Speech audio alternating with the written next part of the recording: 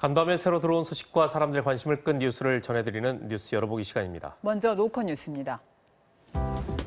일본에서 개최되는 국제무기전시회에 우길기가 포함된 홍보물이 제작돼 수정 요청이 있었지만 주최 측이 침묵으로 일관하고 있다고 합니다. 군용 선박이나 무기 또는 기술을 전시하는 마스트는 오는 11월 9일 일본 도쿄에서 마스트 아시아 2020을 개최하는데요. 문제는 전시회를 선전하면서 우길기를 사용했다는 점입니다.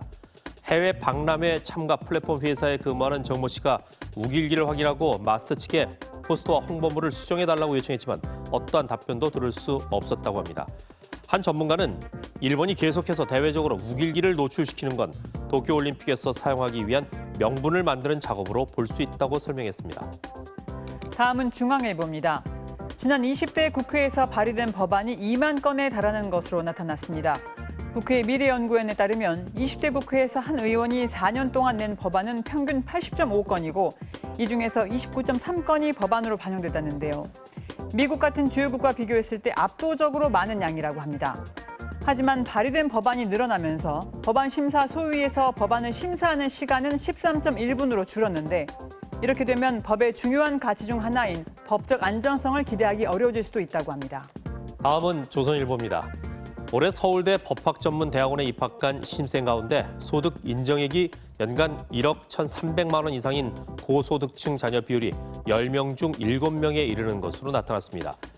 한국장학재단 자료에 따르면 전국 25개 로스쿨에서 올해 국가장학금을 신청한 신입생 가운데 51.4%는 고소득층인 자녀인 것으로 집계됐다는데요. 로스쿨은 2009년 출범 당시부터 법조인 가정이 대물림 통로로 삼아서 현대판 음서제가 나타날 것이라는 우려가 있었습니다. 뿐만 아니라 전국 40개 의과대학도 신입생 52.4%가 고소득층 가정의 자녀인 것으로 집계됐는데 의대의 고소득층 평균 비율은 7년 사이에 18.4%포인트나 높아진 것으로 조사됐습니다. 한겨레 살펴봅니다. 현직 교사 여러 명이 텔레그램 박사방에서 성착취 범죄에 가담한 혐의로 수사를 받고 있다고 합니다. 교육부와 각 교육청이 파악한 바로는 인천, 강원도 등에서 근무하는 교사 4명인데 이 중에서 한 기간제 교사는 박사방에 가상화폐를 내고 들어가 유료 회원으로 활동한 혐의를 받고 있습니다.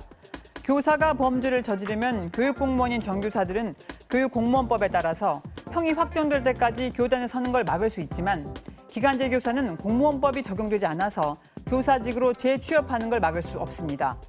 또 교사들의 성범죄를 근절하기 위한 원스트라이크 아웃 제도도 도입됐지만 여전히 디지털 성범죄에 대해서는 경징계 관행이 이어지고 있어서 적지 않은 우려가 나오고 있다고 합니다. 다음은 동아일보입니다. 지난달 우리 군이 미국의 최첨단 고고도 무인 정찰기 글로벌 호크 4호기를 비공개로 인도받았다고 합니다. 글로벌 호크는 작전 반경이 3,000km에 달해 북한 전역을 살펴볼 수 있고 32시간 이상 비행하며 20km 고도에서도 30cm의 물체를 식별할 수 있다고 하는데요. 군은 넉 대의 글로벌 호크 중에서 단 한 대의 도입 장면도 공개하지 않았는데 글로벌 호크 도입에 북한이 반발하고 있는 걸 감안한 것으로 보입니다.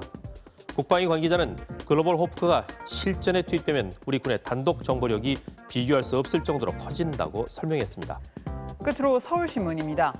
울산 주상복합 아파트 화재를 계기로 지자체가 고가 사다리차와 소방선박 같은 화재 진압 장비를 확충하고 있습니다. 최대 23층까지 화재를 진압할 수 있는 70m 고가 사다리는 전국에 10대뿐이었는데 울산과 대구, 충남이 내년과 2023년에 도입하기로 결정했습니다. 또 대형 선박 화재에 필요한 소방선박 도입도 논의되고 있는데요. 행정안전위원회 소속 서범수 의원은 국회에 254억 규모의 소방선박 도입 예산이 반영될 수 있도록 노력하겠다고 밝혔습니다. 지금까지 뉴스 열어보겠습니다.